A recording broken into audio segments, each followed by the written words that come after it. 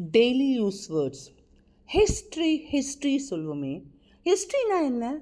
ஹிஸ்ட்ரினா வரலாறு. ஓகே. அப்போ சிஸ்டமை மாற்றுங்கிறோமே.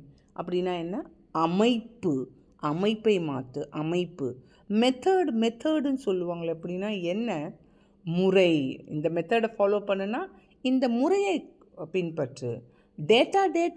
டேட்டானா தரவு. ஓகே. அப்போ தியரினா என்ன? தியரினா கோட்பாடு. ஓ, அப்போ லானா சட்டம். பவர்னா சக்தி. எபிலிட்டினா என்ன?